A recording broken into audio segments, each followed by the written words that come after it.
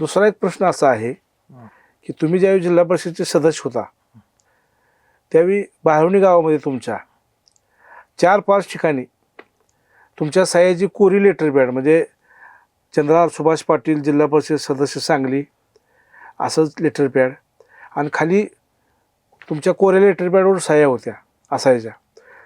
तर हा एवढा विश्वास लोकांच्याबद्दल कसा काय तुमचा की एका जिल्हा परिषद सदस्यानं आपली कोरी लेटर पॅड सह्या करून कुठेतरी देणं हा भाबडेपणा होता का विश्वास होता लोकांच्याबद्दल गावात? लोकांच्या वरती एकदम 100% विश्वास होता.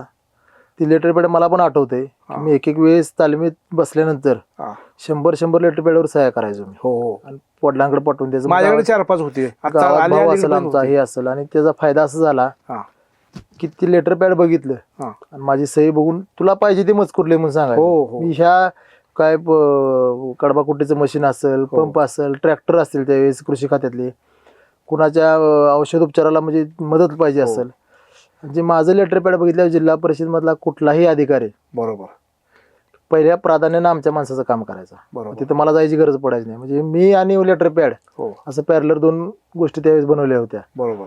आणि म्हणजे त्याचा खरखर माझ्या म्हणजे नशिबानं किंवा माझ्या विश्वासाचा एक भाग म्हणून त्याचा कुणीही गैर उपयोग केला नाही आणि त्या लेटर पॅडवर सगळी कामं झाली त्या 5 वर्षात. तुम्हाला खात्री होती का लोक गैरवापर करणार नाहीत अशी?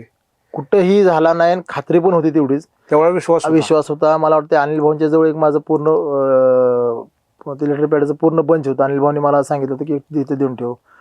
भाऊंच्या जवळ ठेवलं होतं. गावात ठेवलं. गावात 4-5 ठिकाणी होते. हा ती माझी ठिकाणं होती माझी 2-4 ते आजही आहेत ठिकाणं माझी. त्या ठिकाणावर म्हणजे आजही कुठली काय तक्रार असेल काय असेल तिथं मला लगेच निरोप मिळतो त्या गोष्टीचा. त्यामुळे ते माझं 15-20 वर्षाचं ते रुटीन आहे माझं.